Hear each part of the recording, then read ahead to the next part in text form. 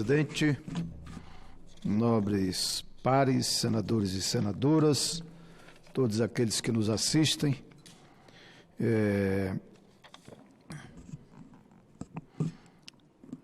infelizmente eu não vou continuar o tom de otimismo que alguns colegas já colocaram aqui, porque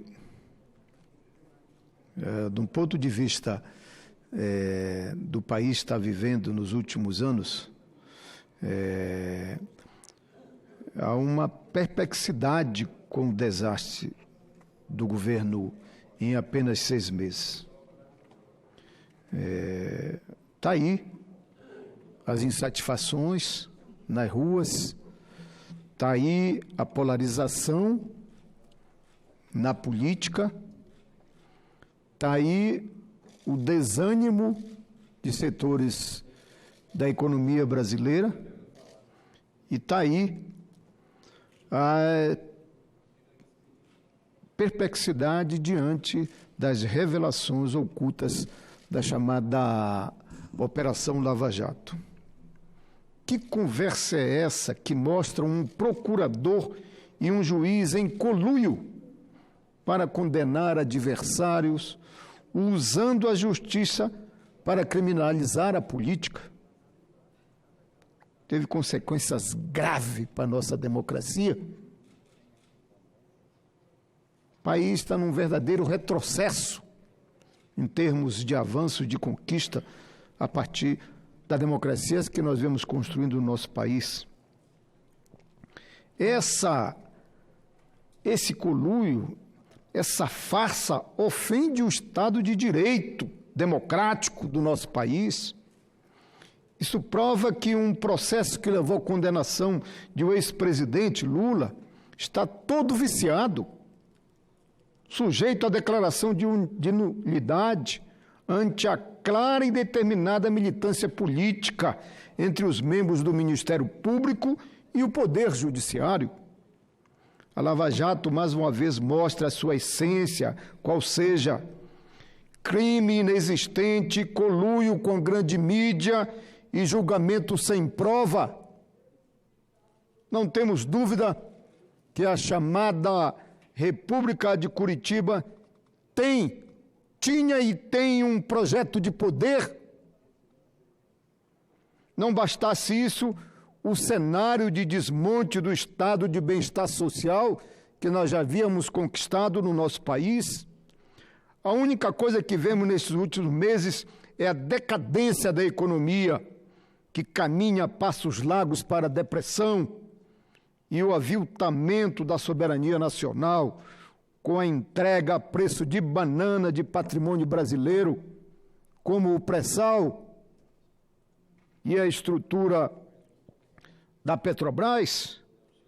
Os fatos demonstram essa triste realidade. A retração de 0,2% do produto bruto no primeiro semestre, o PIB cai pela 17ª vez, levando a nossa economia para o buraco. A redução dos recursos discricionários da educação em cerca de 44%,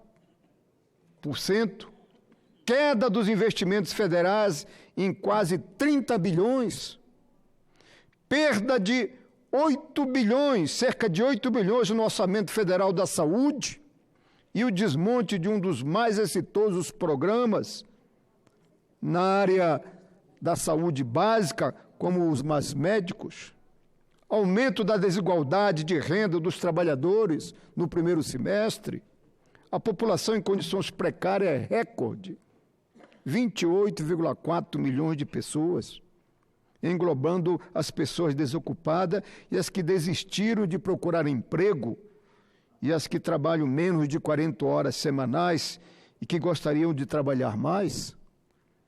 O desemprego também aumentou, já chegamos à terrível marca de 12,5%, mais de 13 milhões de pessoas desempregadas. o aumento da dívida bruta do governo representa 78,8% do PIB brasileiro.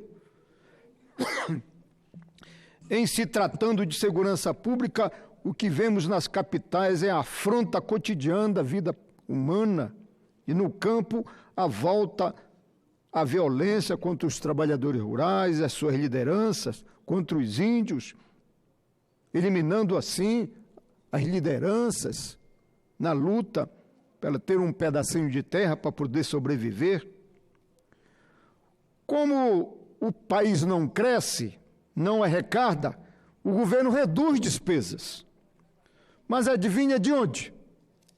Das políticas públicas sociais que já havíamos conquistado. E não se fala e nem cogita em tributar os que têm mais. Sai tudo do bolso do pobre. Esses dados tendem a piorar mais caso medidas propostas pelo governo, como a reforma da Previdência, venha a ser aprovada. Isso porque essa reforma só tende a diminuir o poder de compra dos beneficiários da Previdência, ou seja, dos mais carentes. Quem sofre com isso são os mais pobres. À medida que joga, não só reduz o ganho, mas à medida que joga mais para frente a questão da idade. Todo mundo sabe que 65% dos municípios brasileiros vivem dessa renda, que é o salário do funcionalismo público, que é o público municipal, quer seja dos aposentados, daqueles que vivem da Previdência Social. Do mesmo modo, nosso patrimônio está sendo dilapidado pelo governo, está sendo entregue a interesse de outros países, notadamente aos norte-americanos. O pré-sal, as subsidiárias da Petrobras e as minas de urânio, sem falar nos bancos públicos que estão sendo esvaziados na perspectiva de serem privatizados. O desgoverno de Bolsonaro é notório.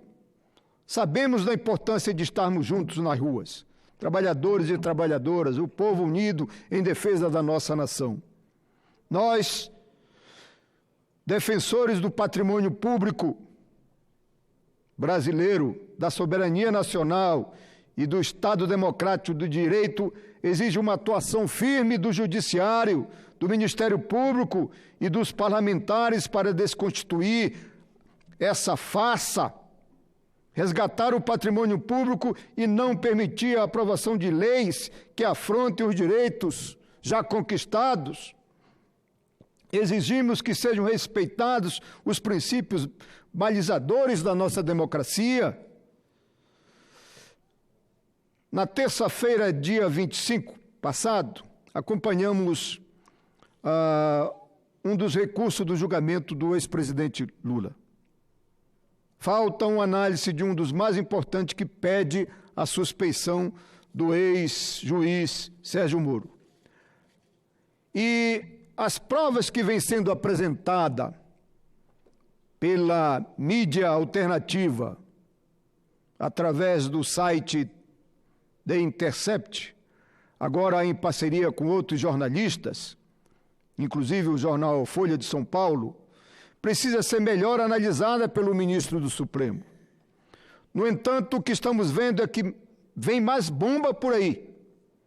Em audiências aqui nesta casa estão sendo chamados os vários atores destas informações. Já adiantamos que tem gente que vai se arrepender do que está cobrando em mais informações. O ex-presidente Lula sempre afirmou a parcialidade do ex-ministro, do ex-juiz e hoje ministro Sérgio Moro, que macula o poder judiciário, desestabilizou a economia e feriu a legitimidade da política nacional. Não detém condições para continuar como ministro da Justiça do nosso país. Está aí a nossa economia. a forma de investigação, a forma de combater a corrupção não podia ser essa, de uma militância política, e que, ao mesmo tempo, colocou em xeque a nossa economia, levando à falência uma grande indústria que estava se tornando, inclusive, multinacional, que é a indústria da construção civil, a indústria naval. Tudo isso foi por ralo. Por isso, é fundamental de dizer chega, e é preciso que os democratas, senadores e senadoras, deputados e deputadas, deem um basta nisso. Chega! Ouvintes da Rádio e TV Senado, devemos entender que esses desmandos do governo e do processo da Lava Jato é hora de unir nossas forças em prol do Brasil, pelo desenvolvimento nacional e contra os desmontes do Estado brasileiro. O país precisa das instituições fortalecidas e não um setor da sociedade que vai às ruas pedir para fechar as nossas instituições, fechar o Supremo Tribunal Federal, fechar o Congresso Nacional, num verdadeiro afronte à nossa democracia. O fundamental é que precisamos fortalecer as nossas instituições. O STF, o Supremo Tribunal Federal, deve reforçar a sua competência hierárquica perante o Poder Judiciário brasileiro, atuando como guardião das leis e da nossa Constituição. As Forças Armadas têm que cumprir o seu papel na defesa do Brasil, das nossas riquezas e da sua soberania. Este é o papel do Exército, das Forças Armadas. Cabe a nós, do Parlamento brasileiro, a Câmara e o Senado, cumprir o nosso papel, qual seja, recuperar e fortalecer a democracia, dando soluções através das nossas iniciativas parlamentares, o problema da economia, do desemprego, do desenvolvimento, ouvindo assim o nosso povo organizado, quer seja nas ruas, quer seja nas suas organizações, nas suas representações, para poder fazer valer a sua voz. É isso que compete a nós, é isso que compete ao Parlamento brasileiro, a resgatar o fortalecimento das nossas instituições para que a gente recupere não só a democracia, mas recupere a possibilidade de reconstruir um Estado social, aproveitando deste país tão rico, mas que ainda tem um povo carente, pobre e que precisa conquistar dignidade, e que a gente possa pensar de transformar este país numa nação. Muito obrigado, senhor presidente. Convido imediatamente o próximo orador, senador Nelsinho Trades, grande representante do Mato Grosso do Sul, PSD.